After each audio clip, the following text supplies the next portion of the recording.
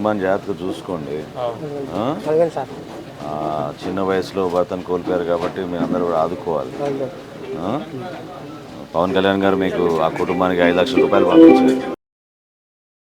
ఎక్కడ కూడా ఇబ్బంది లేకుండా ఆ కుటుంబాన్ని జాగ్రత్తగా చూసుకోండి. ఆర్థిక సాయమే కాకుండా ఎప్పుడు జిల్లా నుంచి నాయకత్వం అంతా కూడా మీకు అందుబాటులో ఉంటుంది. సందీప్ ఉన్నాడు, నాయకులందరూ కూడా మీకు ఎప్పుడు అందుబాటులో ఉంటారు. తాతారావు గారు పిఎస్సి సభ్యులు, అదే సందీప్ ఉంటాడు. ఎప్పుడు మీకు లోకల్గా ఇబ్బంది ఉన్నా కూడా మన వాళ్ళని కలవాలి, ఇబ్బంది లేకుండా చూసుకోండి.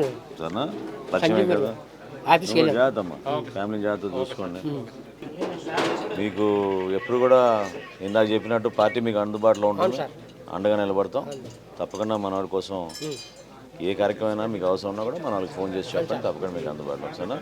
ఇది పవన్ కళ్యాణ్ గారు పంపించిన 5 లక్షల రూపాయలు ఆ కుటుంబాన్ని జాగ్రత్తగా ఉపయోగించి భారతదేశంలో వర్తమాన రాజకీయాల్లో ఏ పార్టీ చేయని కార్యక్రమం జనసేన పార్టీ క్రియాశీలక సభ్యత్వం అనేది పవన్ కళ్యాణ్ గారి నాయకత్వంలో ప్రతి జన సైనికుడికి వాళ్ళ కుటుంబాలకి బాసటగా నిలబడడానికి ఈరోజు ఉన్న రాజకీయ పరిస్థితులకి విరుద్ధంగా ఒక్కరోజు కూడా మేము ప్రభుత్వంలో లేకపోయినా కూడా మా జన సైనికులకి, మా కార్యకర్తలకి, నాయకులకి ఎక్కడ ఇబ్బంది అయినా సరే పార్టీ మీ వెంట ఉంటుందని ఒక నమ్మకం, భరోసా కల్పించడానికి కోసం ఒక చక్కటి కార్యక్రమం చేసుకుంటూ అంచెలంచెలుగా ఎదుగుతూ వచ్చాం.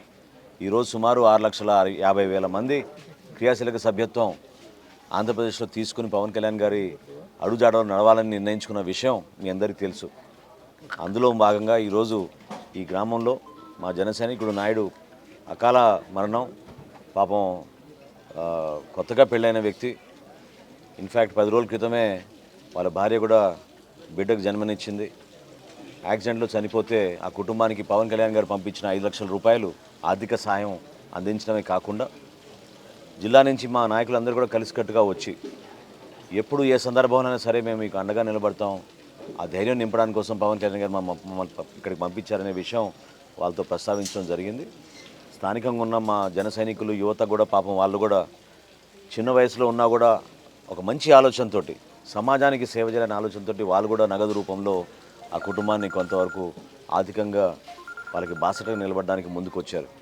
జనసేన పార్టీ ప్రజల కోసం, ప్రజల జీవితాల కోసం ఏమాత్రం కూడా వెనకడుగు వేయకుండా నిజాయితీగా ఒక మంచి పేరు సంపాదించుకోవడం అనేది కాకుండా చేసి చూపిద్దాం, మనం ఏ విధంగా మార్పు తీసుకురాగలుగుతాం అనే విషయంలో మేము కష్టపడి ముందుకెళ్తున్నాం. తప్పకుండా భవిష్యత్తులో మన ప్రజలు పవన్ కళ్యాణ్ గారి నాయకత్వాన్ని ఇంకా బలపరచడానికి రాబోయే రోజుల్లో ఈ రాష్ట్రాన్ని, ఈ అధికారం ఏదైతే వైఎస్ఆర్సీపీ ప్రభుత్వం చేస్తున్న అనేకమైన దారుణమైన కార్యక్రమాలు ఉన్నాయి, వాటి అన్నింటినీ కూడా తిప్పికొట్టడానికి ప్రజలు సిద్ధమయ్యారు.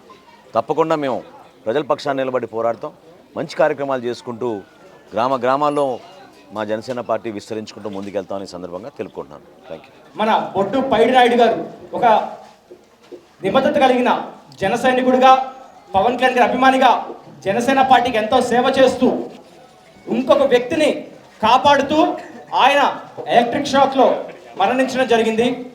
జనసేన పార్టీగా ఎటువంటి అధికారంలో లేనప్పటికీ కూడా కార్యకర్తల సంక్షేమమే మా మొదటి ధ్యేయం అని చెప్పని మా అధ్యక్షులు శ్రీ పవన్ కళ్యాణ్ గారు తెలిపారు. దానికి అనుగుణంగా ఈరోజు బొడ్డు పైడినాయుడు గారికి వారి శ్రీమతి, ఆయన చనిపోయే సమయంలో గర్భవతి, 10 రోజుల క్రిందటే పాప పుట్టింది.